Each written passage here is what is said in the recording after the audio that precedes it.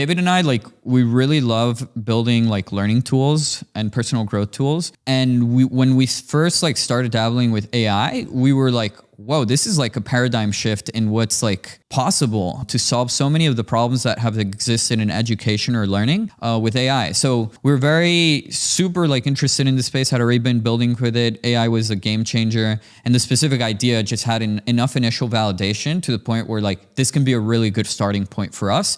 And we'd see the potential to expand beyond this initial idea of like AI generated flashcards. And then how did the TikTok kind of like push come about?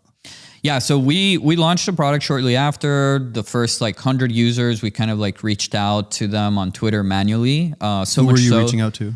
I was reaching out to people that had engaged with the tweet. Smart. So not only was it initial validation, it was also like, hey, these people have shown interest. Let's reach out to them. I reached out to a ton of them. It led to a lot of good early feedback. Our first 100 users came from here. I also got my Twitter account banned because I sent too many DMs, but... You got banned? Yeah. So really? I have to make a new one. I appealed it like 4 times, never worked out, but... Anyways, it's fine. It happens. part of the journey. And our first 1,000 users, we got it because we put our tool on an AI tool directory, Futurepedia. There's many of these. So if you're building an AI and the benefit of the hype is like double-edged sword, but part of the benefit in it is that people are interested. So these AI tool directories spurred up. That helped us get our first 1,000 users and organic content. But then, yeah, like after a couple months of building, iterating, what really helped us get a sort of 10x increase and virality was influencer marketing. So that was the big turning point in a way. And even before this, I think an important part that we figured out that really helped with influencer marketing down the line was we first made this like flashcards app. And initially we wanted to make it for lifelong learners, people like David and I, because it's like, we want to build a product for ourselves, right?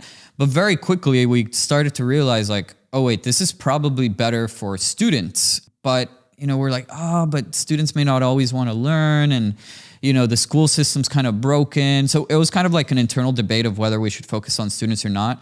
But I think this was a really important part in our story of being mature enough to realize that we have to put our own like desires and like wishes apart and really focus on like who needs this the most and who is like most willing to pay as well.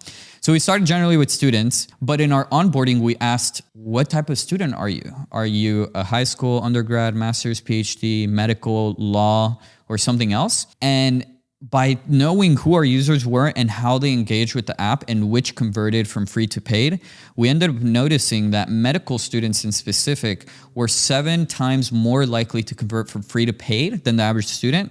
And they used it 3 times more than the average student. So what did this mean? Now, whenever we started to explore distribution channels like TikTok, we knew that if we targeted med students specifically, our CAC to LTV or our CAC to average order value of initial purchase, that ratio was going to be optimal for med students because we knew that they were the most likely to convert. So I think one thing that's really cool about that is I see similarities in kind of how things unfolded with Ultra. You know, Furkan put out a tweet. Ultra is our email product that we're building in the studio. Furkan put out a tweet saying like, you know, can you believe that email hasn't been reinvented in like, you know, decades, building a new app, AI meets email, whatever. I put out a tweet saying I just deleted my Superhuman subscription.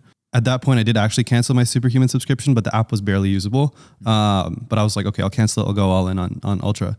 And we got a bunch of replies because of, you know, we added the @reply if you want to try it out.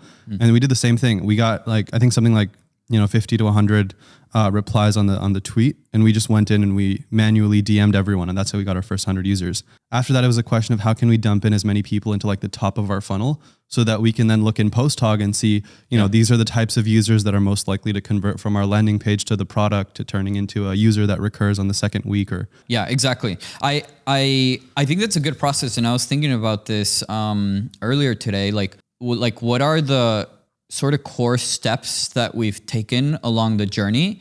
And I think the first is like initial validation. Like, do people actually want this? Like, get your first 100 users. Yeah. What feedback are you getting? How hard was it to get those first 100 users?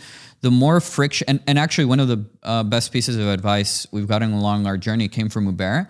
He told us that when we first launched, all right, you launch it, spend the next 2 weeks only on marketing. Don't do anything else. because this will help you, one, get users and validate, get initial signal.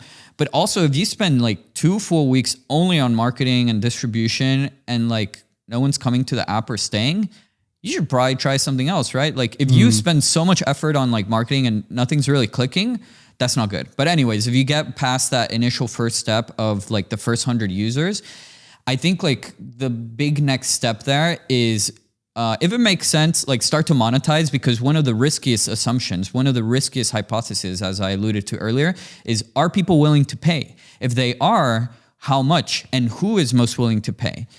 Because paying indicates how deep the pain is, right? So that's step 2.